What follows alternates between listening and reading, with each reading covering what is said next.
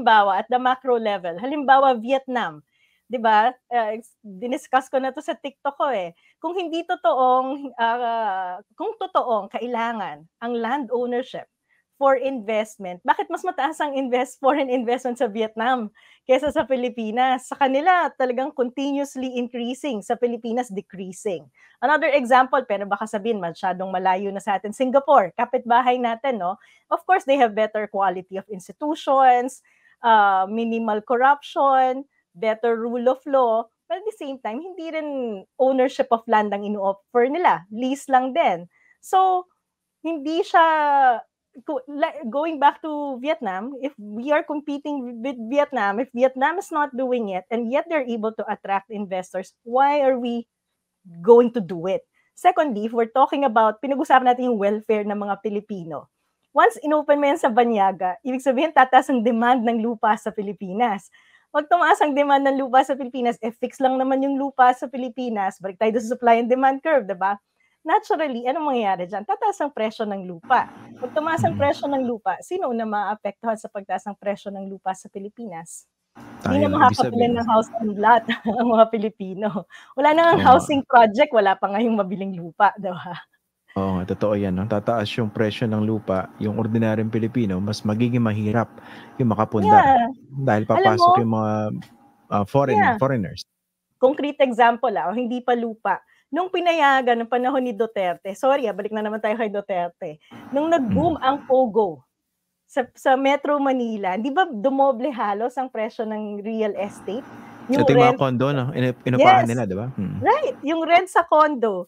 Tapos naging less competitive. Naka-apekto yan sa BPO sector natin kasi tumaas ang rent. The same thing if you allow ownership of land. Tataas ang demand ng lupa sa Pilipinas, tataas ang presyo niyan. Kasi fix yan eh. Fix yung supply mo eh. Hindi naman lumalaki yung lupa. Tataas ang presyo. Diba? So, hindi kailangan ng land ownership? Hindi. Wala talaga. Ang dami niyang pag-aaral Hindi to chika lang. Hindi ko lang sinasayit ang Vietnam. Hindi ko lang sinasayit ang Singapore. But there are academic studies, reports by financial institutions saying, survey by business enterprises identifying na hindi ownership of land ang kailangan for them to invest in a country. So, anong kailangan for them to be more encouraged to put their money or investments in the Philippines? Ease of doing business, efficient infrastructure, stable energy supply, cheap energy supply, good quality of labor, human capital, healthcare system, corruption, walang corruption dapat. Walang red tape. So yun yung ease of doing business. Of course, in some sector, critical yung tax packages. That's why we have incentives. And I say in some sector because it varies. Maybe in the future, we can talk about mining, but in mining, we don't give incentives because foreign investors come to a country dahil mineralize yung country. So yung mga locational specific characteristics. So it's not always incentives, but in some sector, we may need to provide incentives. So yun yung mga factors. Okay, isa-isahin natin yan Sana yung mga viewers nakakasunod, no? Alam ko naman yung mga tatalino natin viewers nakakasunod. Ewan ko lang yung mga trolls dito. Mamaya may magmumura na dyan, no?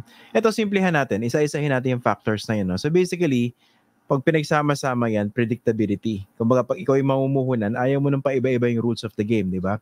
Right. How are we doing in the case of ease of doing business? Kunwari gusto maglagak ng negosyo, let's say, sa isang syudad. Kumusta ba yung ease of doing business doon? How are we faring? Ang challenging, if you don't go through BOI, yung Board of Investment natin, or our economic zones, at gagawin mo yan, nang ikaw lang, then you have to go to the local governments, get a permit, and then you go to BIR. Actually, before you go to the local government, you get a business name. Punta ka sa DTI, and then you register sa SEC, and then you go to the local government, and then you go to BIR bago ka makapag-establish ng isang business. I guess, yung mga local enterprises natin, na-experience yan. For foreign investors, as much as possible, we try to set up a one-stop shop. So, paglapit nila sa economic zones or sa Board of Investment, pina-facilitate na yung mga kailangan nila so that they only interact with one office. Hindi yung masyadong marami. So, ganun yung nangyayari doon. As we try to address yung question ng ease of doing business. Gaano kabilis? Kunwari ito, gawin natin konkreto. Although, syempre, laging binibida ni President Marcos. Ginagawa naman to ng lahat ng presidente na nagbabiyahe sa ibang bansa. No? Uuwi sila rito. Although, originally, medyo napaka-intellectually dishonest pa nga nung ibang mga... Hindi ko sinasabing siya, pero yung previous president, sinasabi, I don't know, baka tanga lang yung reporting sa media. Sinasabi, kunwari, President X nag-uwi ng 20 bilyon na investments. Eventually, kinorek na yun, di ba? Pledges, pangako. Hindi naman pwede. Pagpunta mo sa China, pagbalik mo, meron ka 20 billion na dollars, di ba? No? Bit-bit mo. Oo, hindi automatic yun. Kapag pledges, nangangako lang sila, syempre nakakahiya naman kaharap may presidente. Syempre, mangangako ka, will bring this much investment. Pero kung magta-translate ba yan into real investment, yun yung question.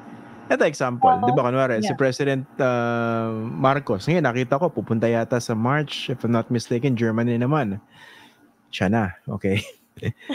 So kunwari, humarap siya rin sa mga negosyante, hinikayat niya, mag-invest kayo sa Pilipinas, the Philippines is open for business. Tapos syempre, nangako yung mga kumpanya, sige, papasok kami dyan. Gaano ba kabilis bago mag-materialize yung, let's say, an investment pledge? Usually, ano ba yung batting average natin dyan? Naku, dyan wala akong figure. I-guess mo si Yusek Perry Rodolfo ng DTI. Masarap kausap yon. He can give you very good insights in terms of foreign investors. Pero usually, pag nakakausap ako ng investors, may mga reklamo pa rin dahil medyo matagal pa rin daw. Umaabot ng 2 months, 3 months yung pag-set up pa lang ng business. Yes, paperwork sa Pilipinas. And other complaints, yun nga, as much as possible, minimal contact with other agencies. Sa atin kasi, like for example, meron tayong policy ng may fixed rate silang binabayaran. I think it's 5% substitute of all taxes that they have to pay at some point pag matapos ng kanilang tax incentive. But the challenge now is some LGUs would still impose fees sa kanila. So magrereklamo yung mga yan kasi parang, akala namin yung 5% na binayaran namin, yun na. Bakit ngayon itong LGU na A na to, kinokolektahan pa kami? So may mga ganyang reklamo yung ating mga investors. Pag ganun ba, nagva-vary yung experience nila per LGU?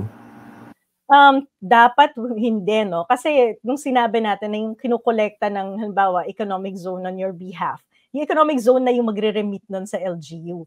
Kaso minsan nakipag-dialogue ako sa nung nasa DOF pa ako, sa isang sektor ng industry. Nag-identify sila sa akin ng 3 LGUs na nangongolekta. So sabi ko nga, kung yung 3 LGUs ang pala yung problema, baka naman pwede natin kausapin at ipaliwanag. Kasi nga medyo mataas yung kinokollect na fees.